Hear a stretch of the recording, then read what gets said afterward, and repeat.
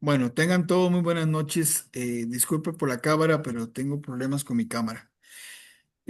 Hoy, una noche más de proyectar de las charlas que siempre hacemos para ustedes los martes y los jueves. Hoy tenemos una charla muy importante que está muy de la mano con nuestra actuar como profesionales en consultoría y construcción. Hoy el ingeniero Iván Segura nos va a dar una charla sobre el uso del gas LP residencial. Específicamente hoy ser de la parte residencial. Iván, muchísimas gracias por apoyarnos, por apoyar a proyectar y sobre todo por apoyar a los arquitectos de la comunidad que tenemos, que gracias a Dios ya hoy somos casi 960 arquitectos en el grupo y eso nos permite estar con mucha alegría para poder seguir haciendo las cosas que hemos hecho durante 3 años, que es servir a los arquitectos de Costa Rica. Gracias, Iván, y gracias a los compañeros que se conectaron. Vamos a empezar con la charla. Te dejo con las personas. Tal vez, Iván, quería hacerte una pregunta. Si, Sí, señor. si hay alguna pregunta en el camino, lo dejamos al último o si alguien quiere preguntar en Como intermedio, ¿cómo lo quieres? no, pueden levantar la mano ahí y si estamos en medio de una idea, cuando terminamos la idea la evacuamos y si no la dejamos para el final. Nada más que Perfecto. tomen nota por ahí. Gracias, Iván. Te dejo con el espacio. Perfecto. Listo. Pues bueno, muy buenas noches a todos. De verdad para mí es un gusto estar por acá en este tema del uso del gas LP residencial que se las trae algunas veces porque ya vamos a ver un poco los porqués, ¿verdad? Eh, Esta presentación va a ser bastante una guía. La idea es que sea más, pues, como una especie de conversatorio, ¿verdad? Que podamos ahí intercambiar un poco las ideas. Y pues bueno, en efecto, esto es una introducción y un conversatorio sobre mitos, recomendaciones, mejores prácticas y la legislación asociada al GLP y sus usos. Mi nombre es Iván Segura. Yo soy ingeniero en mantenimiento industrial, agremiado a CITEC. Soy inspector en sistemas de GLP. Soy miembro de la Comisión Bipartita Permanente del CEFIA en regulación y consulta de gas LP. Y además obtuve una certificación como Personal of Competence de la Comisión Electrotécnica Internacional para diseño e inspección de instalaciones eléctricas en atmósferas explosivas para combustibles y demás aplicaciones. Estamos a la orden para lo que consideren importante. Antes de iniciar, quería compartirles este dato que considero que es bastante importante, donde se menciona que del año 2011 al 2019 hubo una atención total de 3.351 emergencias por GLP. Llámese fuego, llámese fuga, llámese cilindro en mal estado y llamaron a bomberos o algo similar, nos da un promedio de 3.372 atenciones por ahí del 2012, 2013, no sé si recuerdan que hubo un accidente en una soda en Alajuela y a partir de ahí se establecieron una serie de lineamientos para ordenar un poco la casa, al menos en aquellos comercios o quienes tuvieran un permiso de funcionamiento asociado, un permiso sanitario de funcionamiento asociado. Salió el decreto 40.151, salió el decreto 42.497 y una serie de directrices que vinieron a encajar y vinieron a ordenar un poco la parte comercial.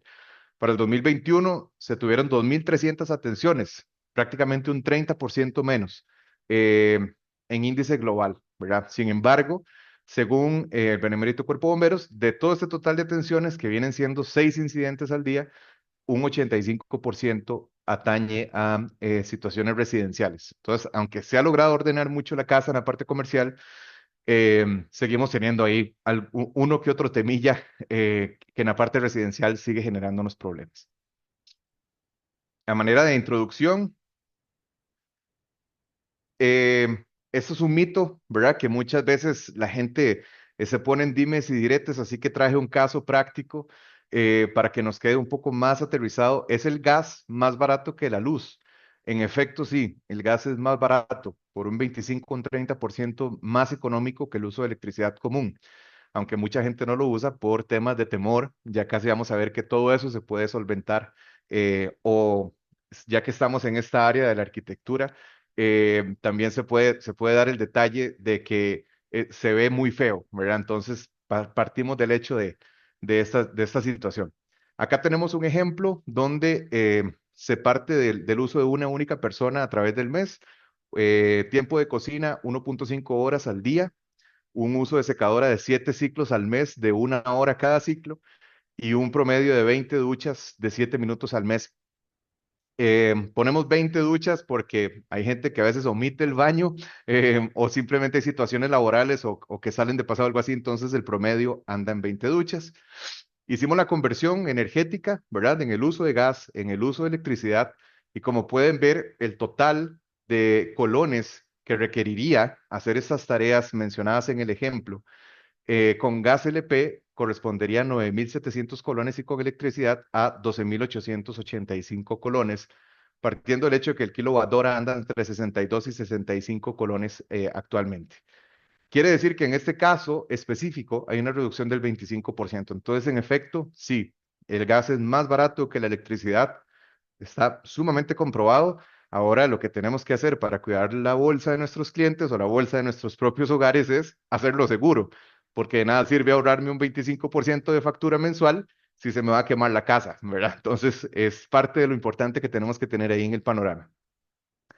Ahora bien, existe legislación en Costa Rica para el uso de gas en las casas. Pues bueno, existen dos grandes bloques de información que nos rigen el cómo tenemos que hacer nuestras instalaciones seguras. Y ya vamos a ver cuando digo seguro, a qué me refiero, porque hay seguro en diferentes sentidos del análisis. Tenemos la última edición del Reglamento Nacional de Protección contra Incendios del 2023 del Benemérito Cuerpo de Bomberos de Costa Rica. Muy específicamente el capítulo 15 de este reglamento es únicamente del uso de gas, cómo conectarlo, cómo hacer la regulación de presión, dónde ubicar los cilindros y todo lo que tenga que ver, perdón, con el uso de gas LP. Y esto también nos conecta con la National Fire Protection Association, que tal vez algunos la han escuchado, la NFPA, en este caso la NFPA 54 y la NFPA 58.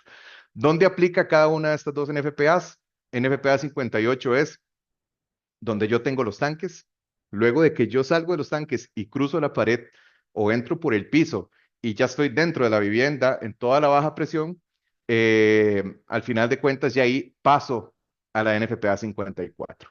Pero a pesar de que tenemos estas normativas, nosotros lo que tenemos aquí en Costa Rica es que no existe una legislación o una normativa que obliga al profesional a que el trámite de su red de gas residencial pase por el APC del CEFIA, o bien que al menos obliga al profesional a que un tercero certifique que la instalación de gas esté cumpliendo a cabalidad.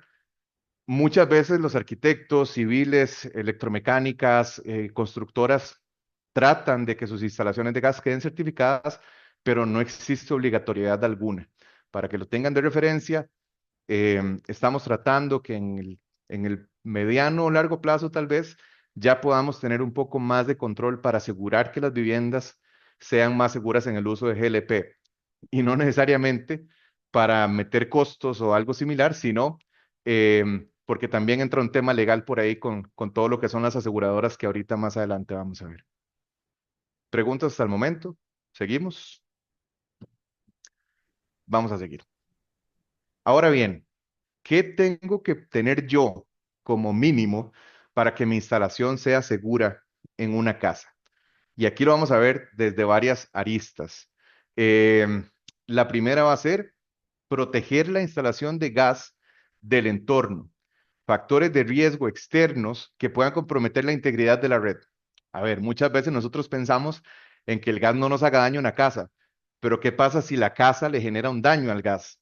Y ahorita lo vamos a ver más adelante, cruces entre pared que en caso de sismos nos generan el efecto cizalla sobre la tubería, posibles focos de fuego en cocina que no son del gas, sino que puede ser un fuego eléctrico, puede ser un fuego de grasas en un sartén que pueden poner en riesgo la instalación de gas. Entonces, este primer punto es eso, proteger a la instalación de gas de los agentes externos que podrían comprometerla. Segundo punto, proteger al entorno de lo que podría hacer el gas. Ahora sí, estamos del lado del gas y ver qué efectos puede tener el gas sobre el entorno que tenemos en el paso de la tubería, equipos de consumo, tanques de almacenamiento. Tercero y último, brindar accesibilidad y atención oportuna. En caso de que los métodos anteriores de proteger a la tubería de gas de los elementos externos y viceversa fallaran, tenemos que brindarle al usuario y a las autoridades la capacidad de una atención oportuna. De nada sirve, por ejemplo, que yo meta los cilindros de gas debajo de las escaleras ahí para que no se vean, porque son muy feos, porque me matan el concepto, si cuando hay un incendio los bomberos no van a poder llegar a cerrar ese gas, o el usuario va a tener que sortear una serie de obstáculos o atravesar toda su casa que ya está en llamas para ir y cerrar el gas y después devolverme. Ese es el tercer punto más importante. ¿Cuál es la mejor manera de implementar una red de gas? Desde la fase de diseño. Es mejor en la fase de diseño dejar una tubería embebida en el concreto, embebida a nivel de tierra, metida por cielo, metida entre pared, aunque no se use. Todos sabemos que es más barato en ese momento que después tener que hacer la adecuación de toda la instalación de la casa. Entonces, ese es el punto fundamental donde tenemos que nosotros pensar si queremos dejar previsto el uso de GLP, aunque no se vaya a conectar nada, por lo menos dejar las tuberías por ahí activas. Permítame un momento.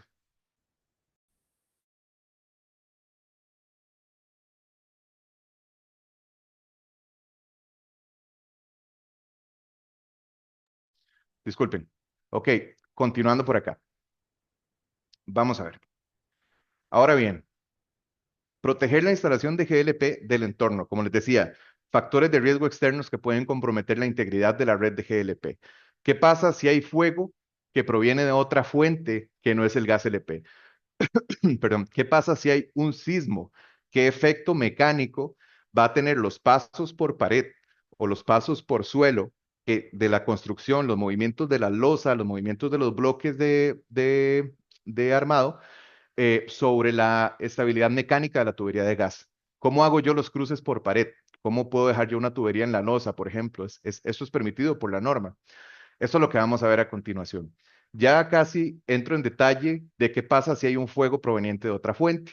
Ahí podemos ver la NFPA 54 nos establece en las secciones 552, 554, 557 y 5511 qué elementos tenemos que usar nosotros en nuestro sistema de gas para que sea seguro. Y ahí vemos calidades de tubería, calidades de mangueras de conexión, calidades de los acoples, calidades de los pasos por muro y demás.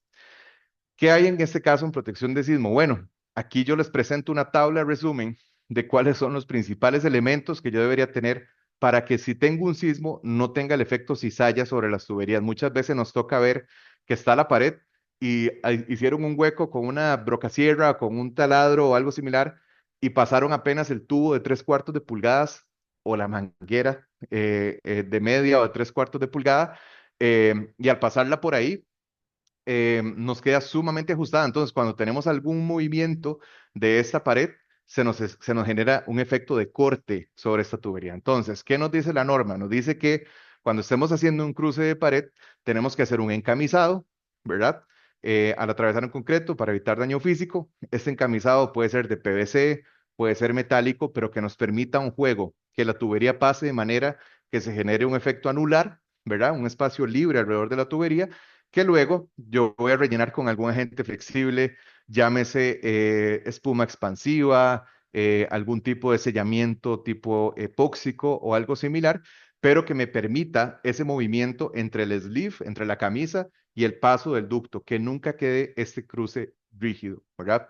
Y además, este cruce pues debe tener cierta accesibilidad en caso de mantenimiento. Eso es el principal elemento para cuando tenemos la acción de un sismo. No sé si alguno tiene una consulta hasta este punto. No, está súper claro. Perfecto. Entonces continuamos por acá. Vamos a ver el efecto ahora de cómo yo debería pasar tuberías en concreto, tuberías en tierra o algo similar. Recomendable. A ver, aunque la norma a mí me permite tuberías de aluminio, la tubería de Urmangas, polietileno de alta densidad y muchas otras que están definidas en la NFPA 54, lo más recomendable es utilizar cobre. ¿Y cuál cobre? Cobre tipo K, cobre tipo L. He visto casos donde en una residencia dejan tuberías de hierro negro. Está bien, no hay problema que una tubería de hierro negro quede entre la losa de concreto, quede entre la tierra. El tema es que su oxidación va a ser más prematura que una tubería de cobre. Entonces es recomendable, por eso hice la tabla relacionando a cobre tipo K o tipo L. Y muy específicamente la NFPA 54, ahí nos menciona los artículos 5621 y 5642 de cómo es la construcción o cómo debería ser la certificación de esta tubería de cobre. Debo brindarle un recubrimiento protector, llámese una protección con un plástico resistente a la corrosión, con una cinta anticorrosiva que también se consigue, o un encamisado en tubería PVC, donde yo puedo meter una camisa de 3 pulgadas, por ejemplo, dentro de la losa, dentro de la tierra, dentro del suelo, cuando estamos haciendo el reemplazo, la sustitución. Ahí podemos meter en lo sustituido, podemos meter una camisa y por ahí pasar la tubería de cobre. Y esto está definido en el 5631 y en el anexo 5631 también de la NFPA 54. Separaciones mínimas, se recomienda que al menos vaya 30 centímetros de profundidad. ¿Por qué? Porque casi siempre a nivel de losas residenciales tenemos un espesor de 10 centímetros tal vez de la losa de concreto y se busca que luego de eso tengamos tuberías mecánicas, tuberías de agua potable, pasos de toma corrientes y demás. Entonces ocupamos que esta tubería de gas vaya lo más abajo posible en la sustitución para que en caso de alguna incidencia, de alguna remodelación o algo similar, sea la última capa la que pueda ser impactada y el riesgo sea menor. Esto se define en el artículo 7162 de la NFPA 54. Y las conexiones se recomienda, como pueden ver, es prohibido usar soldadura bajo tierra. Se recomienda que los trazos sean continuos, que no tengamos muchas uniones bajo la tierra para evitar el efecto de la oxidación. Como muchos saben, cuando nosotros hacemos una soldadura en un ducto metálico, pues se tienden a generar porosidades y el efecto catódico de la tierra sobre el material soldado suele ser un poco más rápido que sobre un tubo que es completamente íntegro. Entonces, en este caso, también el artículo 7162, perdón, 5661 y 5662 del NFPA 54 nos definen los tipos de conexiones que deberíamos estar utilizando. Ahora bien, vamos al efecto del fuego. Perdonen. Aquí va a haber un poquito de ruido, me dicen si les está llegando el ruido. Aquí lo que estamos haciendo es una comparativa, y esto lo hicimos en taller, de las diferentes mangueras que se usan en el mercado. Nos ha pasado que llegamos a casas o a residencias, a comercios, y nos dicen, vea, esa manguera amarilla, yo la compré en la ferretería y me dijeron que es amarilla, de la de gas, y al final es manguera de agua amarilla. Bueno, solo porque era amarilla no significa que era para gas. Tenemos un tema también con las mangueras de hule, y ese es un tema específico que ya casi se los quiero explicar. Esta primer prueba que van a ver es la duración de una manguera para gas, pero en este caso es blanca, pero se la venden al usuario en color amarillo usualmente.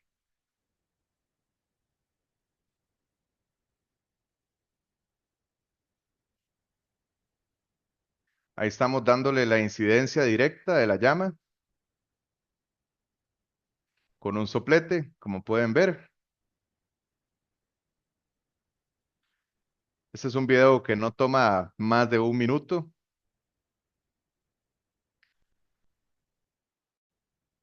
Vean a los 38 segundos, 40 segundos, 45 segundos de la incidencia de fuego y ya la manguera está completamente obsoleta. Por más color amarillo que tenga de gas, no es para gas. ¿Por qué? Y aquí es donde hablaba yo, y es el abordaje que tenemos que ver aquí. Yo puedo tener una manguera que me aguanta la presión, que me aguanta las condiciones del gas, pero tengo que también proteger la instalación de gas de cualquier incidencia. En este caso, lo que estamos recreando es que yo tenga la tubería, llego a la cocina y de la tubería a la cocina, o inclusive hay gente que ha metido 80 metros de manguera entre la tierra para meter el gas a la casa. En ese espacio, si hay alguna incidencia de un fuego sobre esta manguera, ¿cuánto nos va a durar?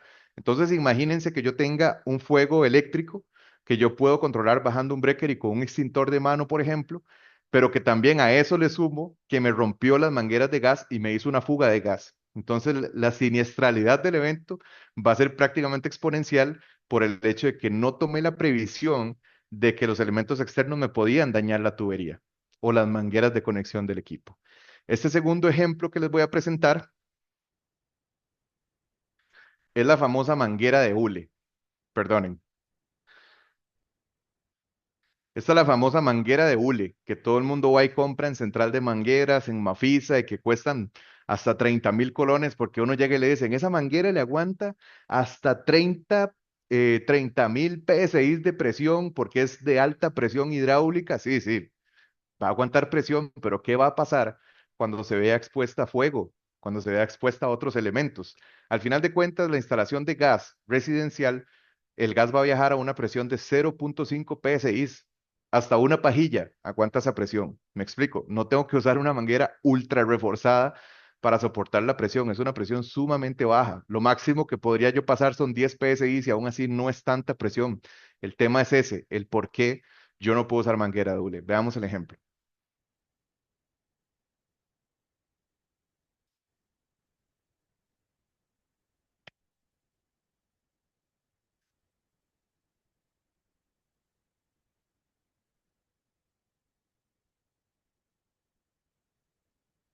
'Ahí podemos ver, vamos por 19 segundos y ya empieza a haber perforación de la manguera de hule.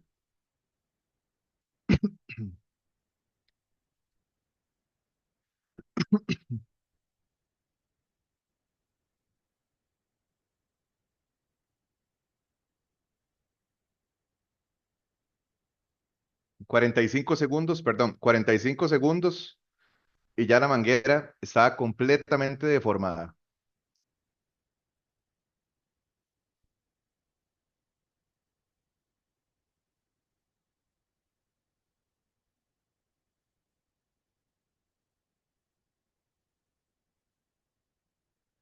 Ojo ahí, 54 segundos. Ahí la manguera se está sosteniendo por el poquito de estructura metálica que tenía a lo interno. Pero ya ahí yo tengo una fuga grande de gas en la parte interna de la cocina. Entonces, como pueden ver, no importa que la manguera sea para alta presión, el tema es qué va a pasar, cómo se va a comportar ese elemento cuando yo tenga un factor de riesgo externo. Este es un conector flexible ANSI Z21 que es establecido por la NFPA 54 para la conexión de equipos y terminaciones. Yo no puedo agarrar esta manguera y conectar, que estas mangueras vienen a 1,20 m máximo, y si tengo 80 metros, comprar 80 mangueras y conectarlas una a la par de la otra, no. Se supone que yo tengo que traer tubería fija en cobre, en este caso, que estamos hablando residencial, y preferiblemente cobre, y en el último 1,20 m, cuando yo ya voy a hacer la conexión al equipo de uso, uso esta manguera. No, no es una manguera definida para hacer una conexión extensa, ¿ok? Vamos a ver cómo se comporta ante el fuego. Este está en velocidad doble, por el detalle. Estas mangueras son acero inoxidable, copas de acero inoxidable que le dan la flexibilidad con una cobertura cerámica.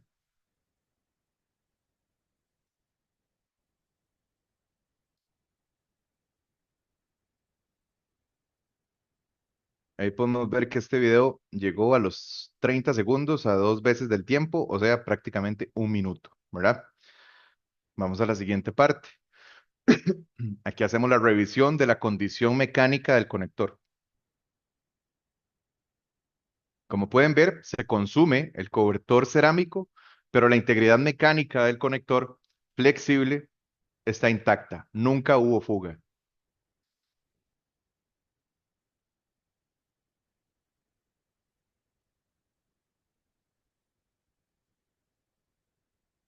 Como pueden ver, las copas de acero inoxidable están intactas. Se consumió el cobertor o la cobertura de cerámico, que ¿qué uso tiene? Este es un recubrimiento cerámico que se pone para evitar la oxidación de las copas. Eso es lo único. Entonces, si tenemos un siniestro, se va a consumir esa protección contra la corrosión, pero nunca va a haber fuga. O tendría que haber un fuego, prácticamente un crisol, ¿verdad?, de fundición de metales para que realmente estas copas lleguen a derretirse. Entonces, esta es la diferencia. Y cuando vamos a la calle, estas mangueras ANSI Z21 certificadas se pueden encontrar desde los 15.000 colones. Entonces, la diferencia entre usar el conector correcto y adecuado y usar el conector de alta presión que usualmente se utiliza a nivel de costos es insignificante. Incluso podría decirse que hasta más barato utilizar estos conectores flexibles certificados. No sé si tienen alguna consulta hasta este punto. No hay ninguna por el momento. ¿Entendido? Perfecto. Continuamos. Aclarado esto, aclarado el tema de cómo yo debería pasar una tubería entre la losa, entre pared, a nivel de tierra, cómo debería yo realizar los cruces en paredes, cómo tengo que conectar yo los equipos, qué tipo de conector tengo que usar y por qué no es recomendable usar la manguera, la famosa y bendita manguera de hule que en todos lados se encuentra porque es de alta presión. Ahora vamos a movernos al siguiente paso. ¿Cómo protejo yo todo lo que tengo alrededor de los posibles siniestros que podría realizar el gas como tal? Entonces, hay una serie de principios. El principio fundamental que tenemos que tener en esta parte y bien presente es que la persona que haga la instalación sea personal calificado, porque de nada sirve que yo tenga accesorios sumamente certificados, que compré los mejores accesorios, me aseguré que todo sea UL, ANSI, FM, ASTM, que todo esté certificado si el instalador no sabe instalarlos. Entonces, ese es el principio fundamental de una instalación segura y en total cumplimiento de la normativa. Ahora bien, ¿debo usar accesorios certificados o mejor algo más barato? Es la pregunta que usualmente la gente hace o los dueños de las casas dicen, mira, es que ya la casa está hecha y yo quiero gas, pero lo que me quedan son 200.000 pesos. Metele ahí 100 metros de manguera de hule debajo del piso, algo similar. Entonces, ¿qué es caro y qué es barato? ¿Cómo puedo evitar una fuga? ¿Cómo detecto de manera oportuna una fuga?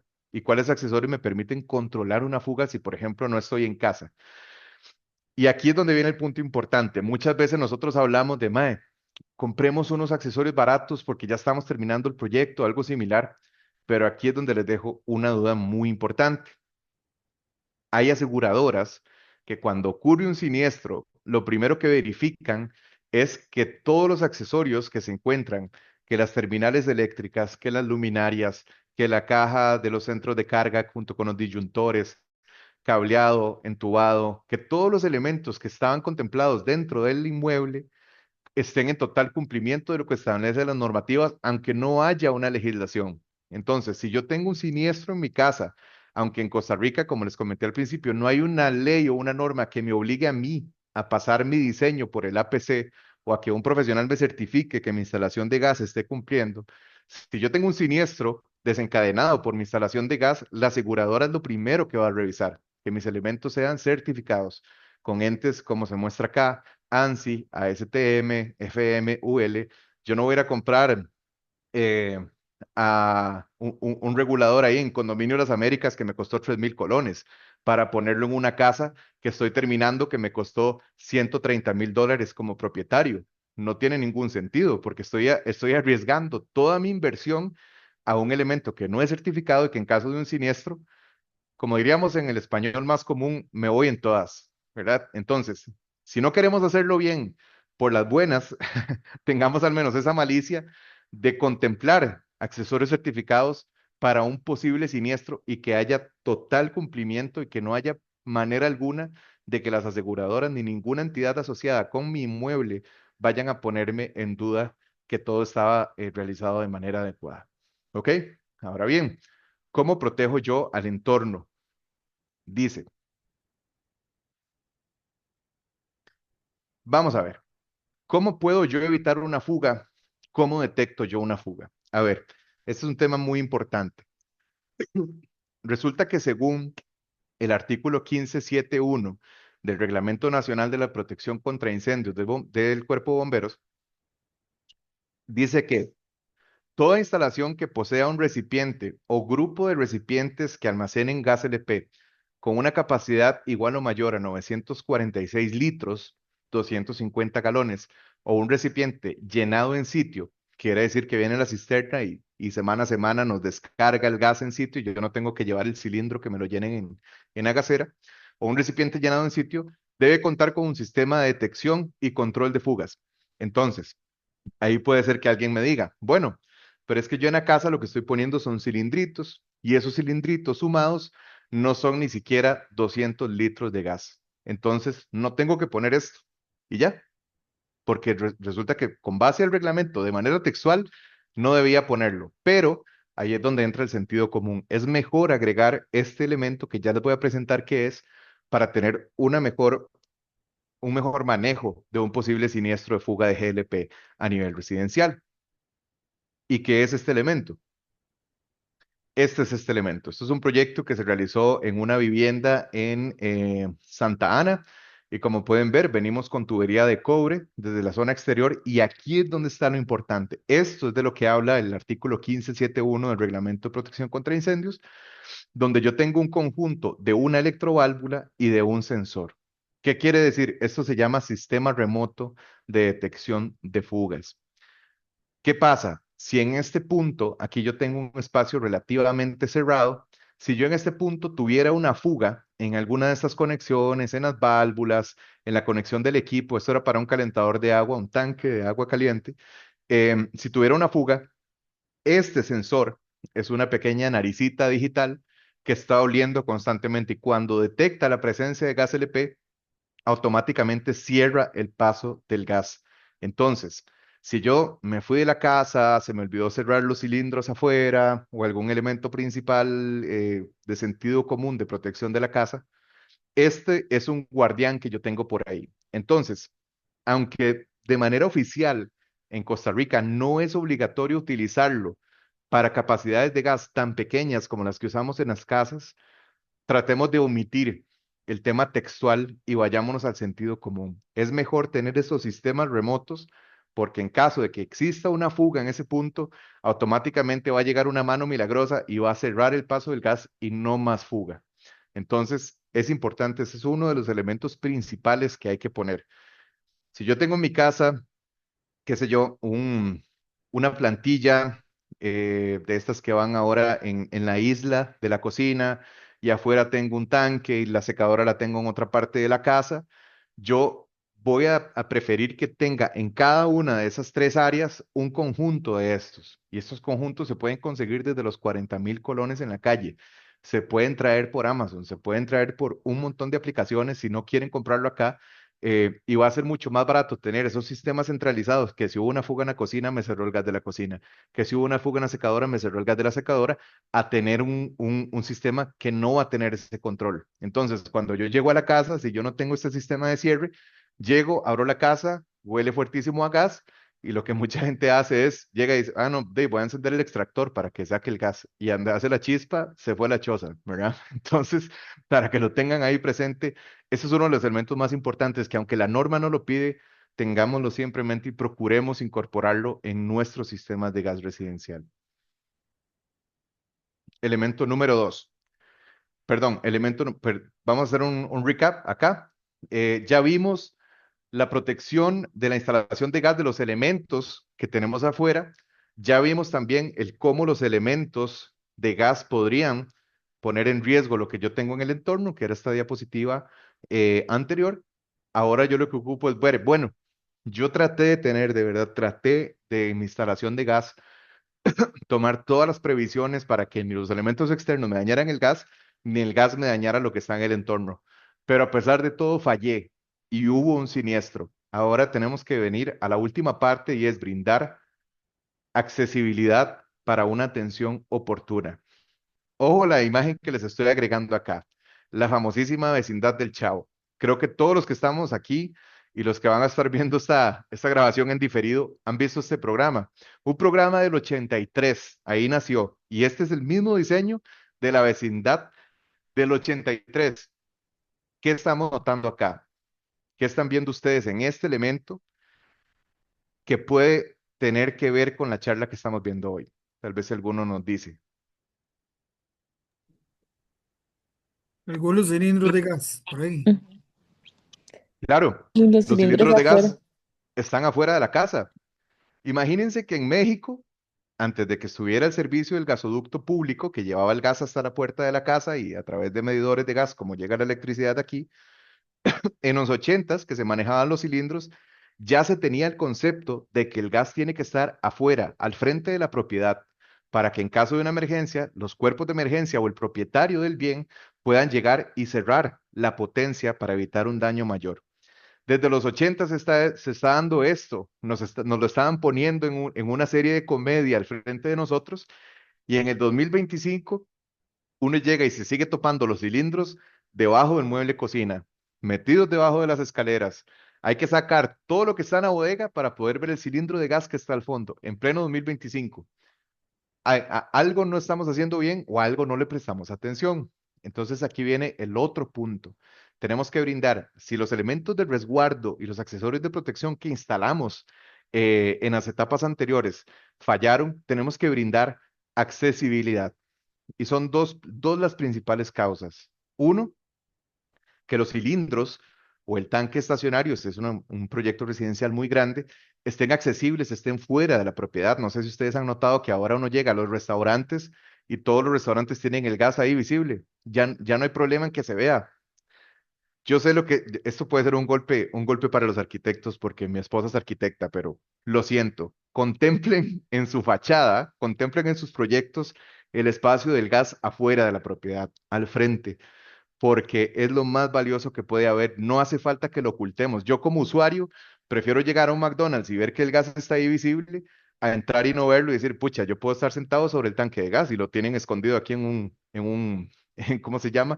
En una parte subterránea o en un piso subterráneo que tengan ahí. Entonces tratemos de generar ese concepto. Ahora, este concepto de la vecindad del Chavo que les digo acá, véanlo tropicalizado en un proyecto que ejecutamos en Escazú. Esto. Esto es un sistema moderno de GLP residencial.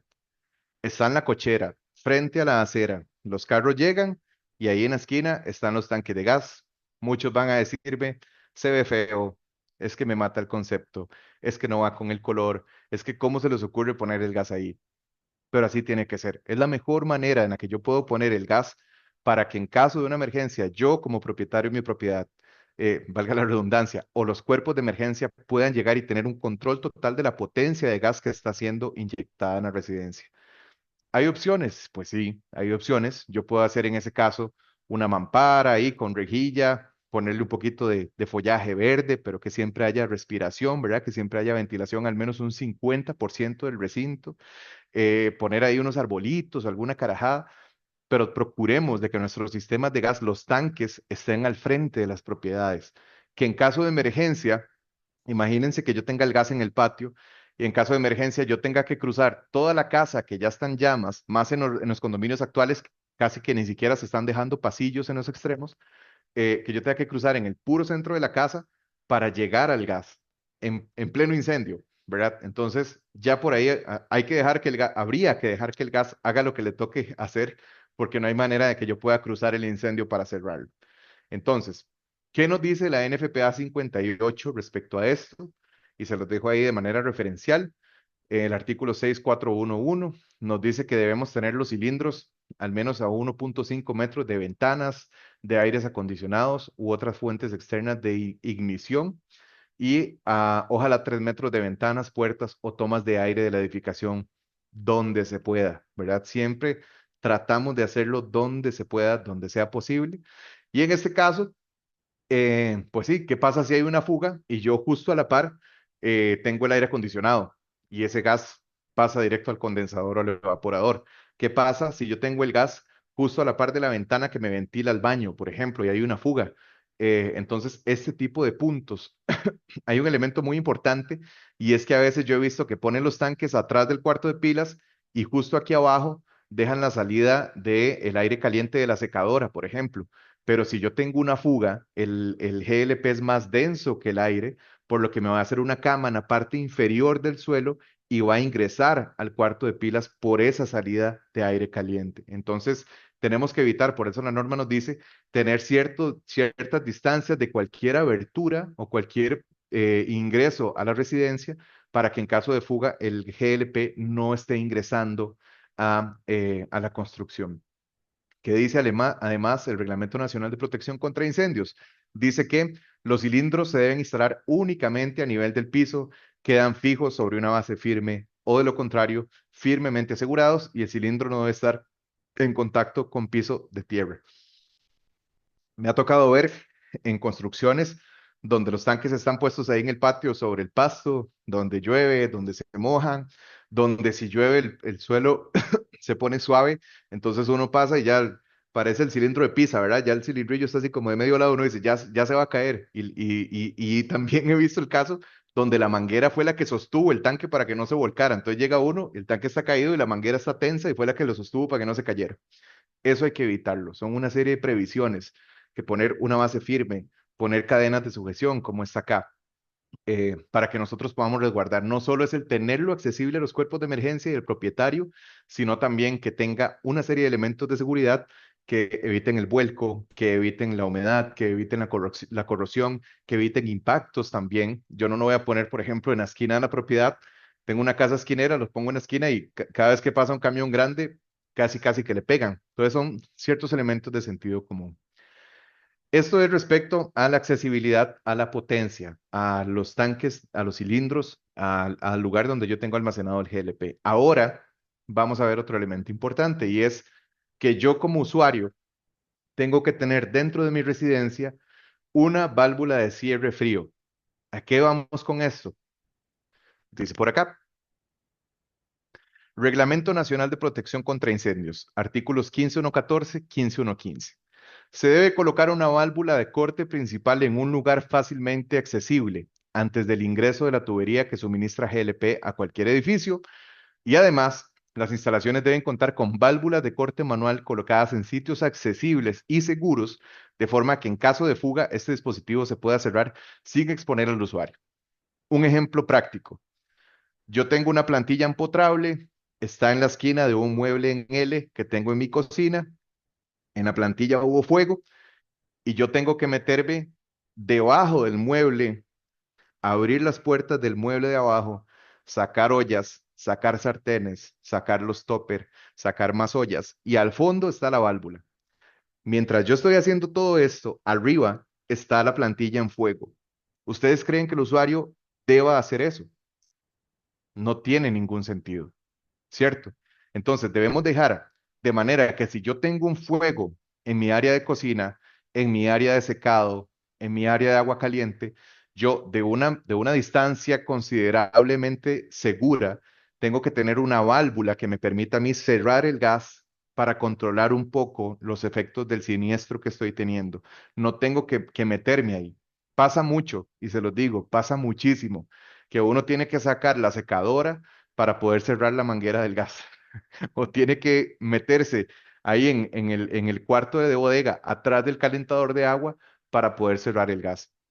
Entonces es mejor entrar en un punto, puede ser incluso cerca de los apagadores o algo similar, donde yo voy entrando a cocina ahí cerca, donde yo tenga un control de la potencia del gas y que ya el gas entre y sea consumido por los equipos, que yo no tenga que ir. Siempre tenemos que pensar en qué pasaría en caso de una emergencia, dónde tengo que ingresar yo para controlar esta emergencia. Ahora, aquí viene lo bonito con los arquitectos. Y es que siempre se busca que todo quede estético. Y yo los entiendo. Cuesta mucho que a alguien le guste tener una casa con acabados perfectos, con ese cuarzo precioso, con sus muebles en madera hidrófoba o hidrófuga, pero hermosos, ¿verdad? Que ya ni siquiera tienen agarradera, sino que son de push-up y todo. Y ahí, en la entrada de la cocina, una valvulota amarilla ahí, como si fuera la válvula de una máquina. Eso ya tiene soluciones. Hay muchas maneras de hacerlo y es lo que les quiero presentar en la siguiente diapositiva. Estos son válvulas que ya se consiguen en el mercado. Como pueden ver, son válvulas sumamente elegantes, con acabados cromados, con cierre rápido de un cuarto de vuelta, donde yo de esa palanquita llego y cierro el paso del gas. Las puedo poner sobre mueble, las puedo poner en pared con una plaquita, las puedo poner a un costado al lado de un apagador, por ejemplo, donde yo ahí llegue de una manera muy, muy elegante y muy acorde al concepto del espacio de cocina o del espacio de lavado, pueda tener el control. Entonces no hace falta que estén esas valvulotas, ¿verdad? Ya hay soluciones que podemos implementar para mantener el concepto, que siga siendo elegante, pero que a su vez yo esté dándole seguridad al usuario. Entonces, elementos principales de lo que ya vimos. Uno, cómo hacer cruces de las tuberías por pared, cómo dejar las tuberías embebidas en concreto, qué tipo de mangueras tengo que usar. Las mangueras de hule no son seguras porque ¿qué pasa si el fuego me quema la manguera?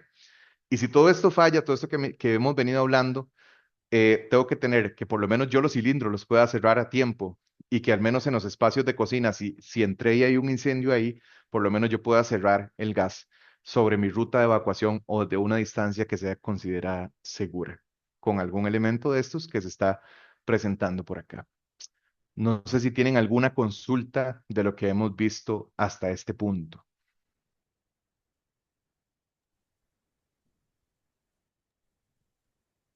No, hasta el momento está súper claro. Perfecto. De esta manera, entonces, finaliza esta capacitación, esta presentación introductoria y abrimos espacio. Si ustedes tienen casos, consultas, adelante, siéntanse en total confianza, aprovechen. Si no, a través de ese QR pueden escanearlo y les queda mi contacto, escríbanme y pónganme ahí, vean, es que tengo una casa que tengo un problema y una fuga, no la encuentro, no sé, cualquier carajada que consideren importante o que alguna municipalidad les está pidiendo un permiso para una casa o no sé. En fin, cualquier duda que tengan, estamos a la orden. Pero sí, elementos importantes, de nuevo, como un recap, protejamos a la tubería de los factores externos, efectos de cizalla sobre la tubería en caso de sismo que podría generar las paredes de concreto, fuegos externos, fuegos eléctricos que puedan afectarme la tubería. Luego utilicemos elementos normados y certificados para que en caso de que haya un siniestro o alguna posible fuga, pueda detectarla a tiempo, pueda cerrarse a tiempo, que el usuario tenga la capacidad de cerrarla de manera oportuna y segura, o los cuerpos de emergencia puedan acceder de manera segura y oportuna. Y tratemos siempre de usar el sentido común y de asegurarnos de que todo lo que hagamos en este momento en la fase de diseño de una residencia puede afectar la inversión total. Como les digo, yo puedo ir y comprar en EPA un kit de gas de esos que venden parrilleros, que son certificados para uso de parrillas solamente. Pero yo lo he visto que ponen ahí, hacen ahí un huequito en el mueble de cocina, meten el cilindro ahí casi que callado y por ahí sacan la manguera con un taladro y conectan la cocina. Eso no está bien, no es seguro. Estamos poniendo la inversión del cliente, que es mucha, la mayoría de veces son cientos de miles de dólares, en riesgo, porque en caso de un siniestro, cuando una aseguradora llegue por ahí, en el mejor escenario, ¿verdad? Que sea un tema de ver quién paga la fiesta.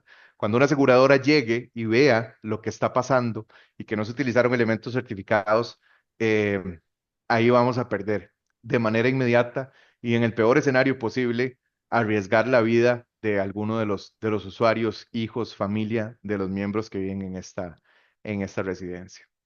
Si no tienen consultas, esto sería por el momento. Si alguno tiene una Y consulta, pues adelante. gracias, Iván. Bueno, no sé si tienen alguna consulta los compañeros, pero de mi parte yo quiero agradecerte en realidad muy completo la charla. Eventualmente, vos sabes que ahora con todo esto de las leyes que exige bomberos y todo lo demás, que ahora está más estricto que antes, Claro. yo creo que nosotros los arquitectos debemos de tener muy en cuenta ese tipo de recomendaciones para cuando tengamos que hacer los planos y tenemos que, ya una vez sepamos qué es lo que tenemos que hacer y dejar, ¿verdad? Ya el tema de instalación se lo dejamos a ustedes y Ujú. eso no hay ningún problema, pero muy importante, tal vez más adelante podemos hacer otra charla, Iván, para el tema Claro, de locales comerciales, que también es muy importante ver el tema de locales comerciales, de claro. edificios. Yo creo que valdría la pena también que nos amplíe un poco sobre esos temas, porque los arquitectos hacemos de todo. Entonces yo creo que es importante que más adelante, no sé si alguien tiene alguna consulta, si no lo podemos dejar hasta acá, Iván. Me parece muy buena charla y me te lo agradezco en el alma.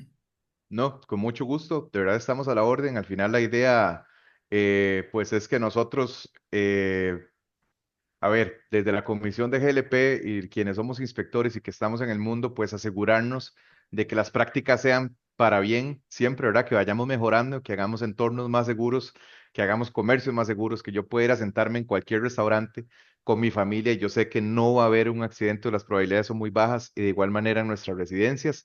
Y pues estamos a la orden. El canal de comunicación está ahí disponible para lo que consideren pertinente. de verdad, cualquier consulta, de verdad estamos a la orden. Y si no tengo la capacidad de brindarles una luz, por lo menos les remitiré con alguien que les pueda brindar la asesoría correspondiente. Entonces, estamos a la orden y para nosotros un gusto y esperemos que se repita y traerles un poco más de capacitaciones más adelante en otros temas. Muchas gracias, Iván. Entonces, compañeros, Carla, tenés el micrófono abierto. No, más bien para agradecer igual por la charla muy completa y muy clara. Ok. Hay varios Mucho gusto. compañeros, Iván, que te ponen acá en el chat, que muy completa, que gracias por la charla, ¿verdad? Con mucho gusto, Entonces, claro. Estamos a yo la creo que orden. sí, estuvo muy profesional, realmente muy profesional. Gracias, Iván. Vamos a dejar de grabar un momentito.